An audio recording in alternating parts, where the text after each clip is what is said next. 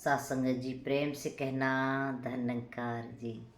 सासंगत जी, आज होली है। होली की बहुत बहुत बधाइयाँ आप संतों को, महापुरुषों को, क्योंकि ये त्यौहार हिंदू धर्म का बहुत बड़ा त्यौहार होता है। सब एक दूसरे को रंग लगाते हैं, एक दूसरे से प्रेम से गले लगते हैं, किस तरह से खुशियाँ बांटते हैं एक दूसरे के साथ। सारे भरम भुलेखों को पीछे छोड़ के, सारे गिले शिकवों को पीछे छोड़ के एक दूसरे के गले लग जाते हैं। क्योंकि सत्संगत होली जो होती है, कहते हैं ये सत्य की जीत होती है। सत्य की जीत की खुशी में इस होली को मनाया जाता है। क्योंकि सतयुग में जब प्रहलाद भगत हुए तो उसके पिता ने उनके ऊपर अनेकों तरह के सत्संगत अत्याचार किए, उनको दंडित किया तरह तरह से। तो इसी में ये त्यौहार भी शामिल है कि जब प्रहलाद भगत को मारने की कोशिश की गई तो होलिका की गोद में बिठाया गया। क्योंकि होलिका के पास एक ऐसी शीतल चुंदरी थी, उसको वरदान में मिली हुई थी वो, तो उसके कारण वो होलिका को आग नहीं लगती थी।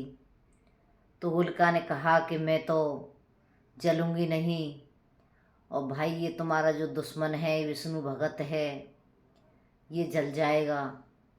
क्योंकि भक्तों के ऊपर हमेशा से ही छीटा कसी रही है, हमेशा से सताया गया है संतों को। इस तरह से प्रहलाद भगत के ऊपर कितने अत्याचार किए उसके बाप, स्वयं के बाप ने ही। तो जब होलिका को लेकर के प्रहलाद भगत को बैठी तो कहते हैं सत्संगत कि होलिका के मन के अंदर ममता जागी। क्योंकि सत्संगत जी हम देखते हैं, एक तरफ तो होलिका को हम पूजते हैं और एक तरफ जलाते भी हैं, और एक तरफ होलिका मैया भी कहते हैं। तो माँ तो उसी को कहते हैं जिसके अंदर ममता होती है।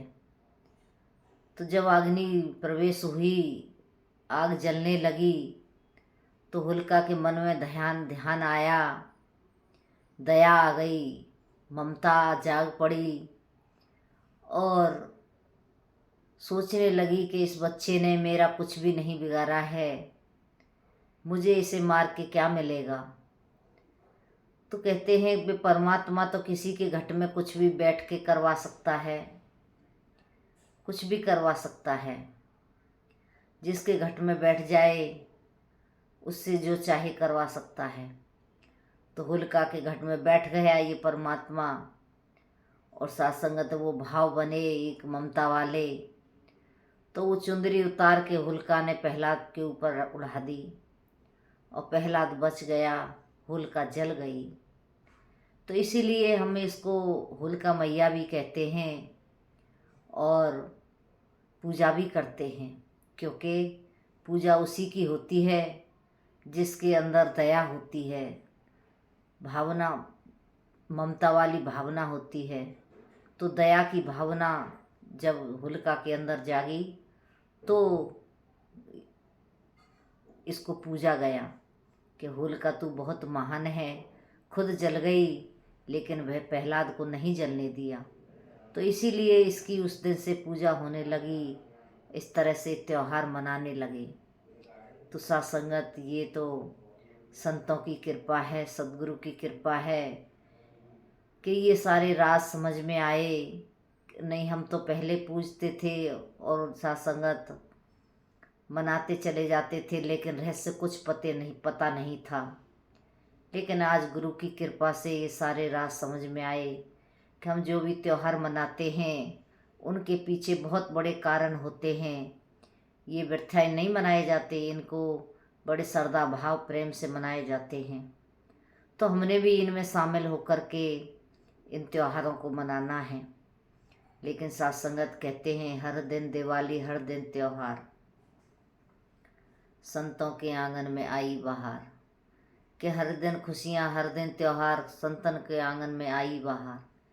कि हर दिन रोज़ त्योहार मनाओ, क्योंकि त्योहार तो सत्संगत तभी मनते हैं जब कोई खुशी होती है। तो खुशी तो आज यही है कि सतगुरु ने इस ब्रह्म ज्ञान को दे करके हमारी आत्मा का रिश्ता इस ब्रह्म प्रभु परमात्मा के साथ जोड़ दिया।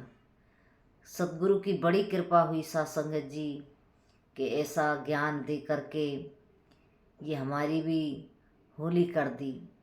कहते हैं हो जाओ इस परमात्मा के, हो जाओ तो तुम्हारी भी होली है। तो सत्संगत इसका हो जाना ही सत्संगत जी होली है।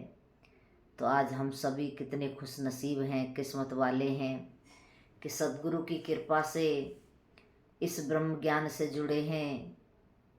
सत्संगत जी ये ज्ञान हमको मिला है तो गुरु की कृपा से मिला है, अन्यथा तो सत्संगत इतना महान तन पा करके भी कहते हैं सबसे बढ़कर दात है तुझको बख्शी सुंदर काया है, पर ये समझ अमानत रब की सारा माल पराया है।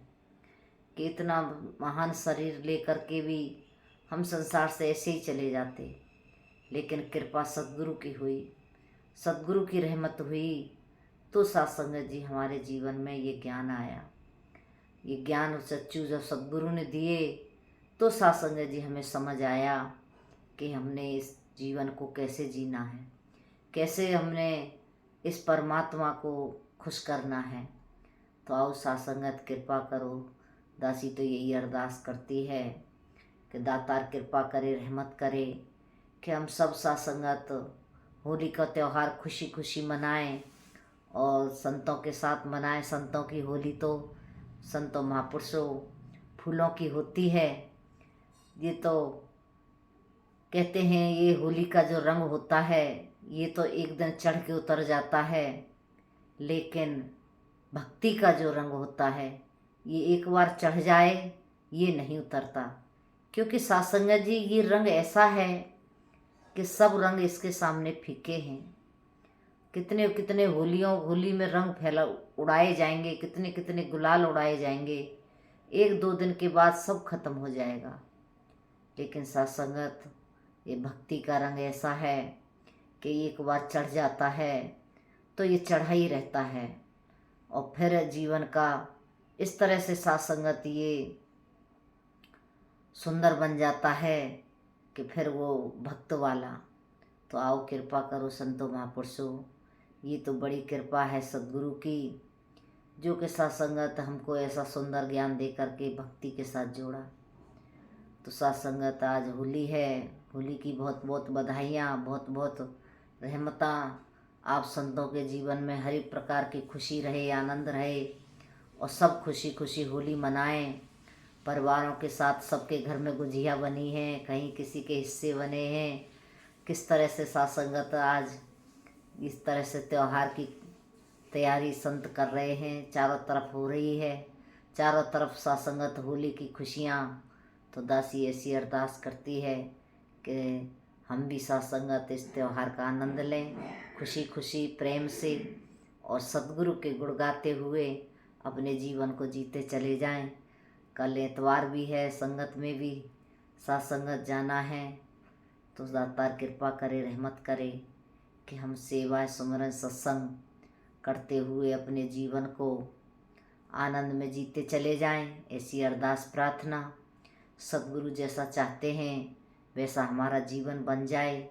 क्योंकि सत्संगत कहते भी हैं भक्ति द्वार बड़ा सांकरा, इसमें दो न समाए। सत्संगत ये द्वार बड़ा सांकरा है, इसमें बड़ा झुक कर के, बड़ा छोटा होकर के चलना होता है। तो दातार कृपा करे कि हम हमेशा कहते भी हैं ना सत्संगत जी कि इतने झुक जाओ, इतने झुक जाओ कि झुकना बाकी ना रह जाए। सत्संगत संसार में हम बहुत बोलते हैं, लेकिन गुरु की बात जब करनी होती है तो हमारी मुँह पर चुप्पी लग जाती है। लेकिन यहाँ गुरु की बात की जाती है तो सत्संगत हमने झुक कर के रहना है और गुरु की बातें हमेशा करते रहना है। सतगुरु के चरणों में हमेशा बंदगी करते रहना है। कभी भी सत्संग से दूर नहीं होना, कभी सेवा सिमरन से दूर नहीं होना। सत्संगत सिमरन में बहुत शक्ति है। अगर कोई बात लग रही है कि ये बात हमारी बिगड़ने वाली है, तो सत्संगत सिमरन पे बैठ जाओ तो ये बात अपने आप बना लेता है। महात्मा उदाहरण देते हैं कि एक महात्मा की शादी थी कबीर की बेटी की, तो सत्संगत अब कुछ भी नहीं था। सारे गांव में न्योता लगा दिया मजाक करने वालों ने कि कबीर की बेटी शादी है, सबके लिए दावत है। अब वहाँ तो सत्संगत कुछ भी व्यवस्था नहीं थी। किस तरह से फिर कबीर जी तो घर छोड़ के ही चले गए। लेकिन वहाँ देखा कि जब शादी हुई, दावत खाई लोगों ने, तो पूरे गांव में चर्चा होने लगी और सब कहने लगे कि धन कबीर धन कबीर। तो सत्संगत अब ये चर्चा जब कबीर जी ने सुनी कि ये कैसे क्या करते जा रहे हैं धन कबीर, कहने लगे क्या बात है। और गांव वाले कहने लगे कबीर जी आपने बहुत अच्छी दावत की। अब कबीर तो सोच में पड़ गए कि मैं तो घर में ही नहीं था, ये दावत किसने की। तो सत्संगत ये तो इस तरह से अपने संतों की लाज रखते हैं, हमेशा ये हमारे लिए तैयार खड़े होते हैं। लेकिन वही बात है ना कि तू चलेगा 1 कदम, मैं चलूँगा 10 कदम। तो सत्संगत ये 10 कदम चल के आता है। हम कहते हैं, फिर कहते हैं जब हम पीछे हटते हैं तो फिर ये लोहे की लाठ बन जाता है। तो कृपा करो सत्संगत, फिर ये किसी की नहीं सुनता, सब जगह रहता है लेकिन सुनता उन्हीं की है जो सत्संगत इसको याद करके इसकी चर्चा करते हैं।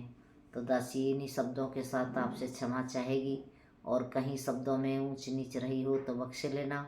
होली की बहुत बहुत बधाइयाँ आप संतों को।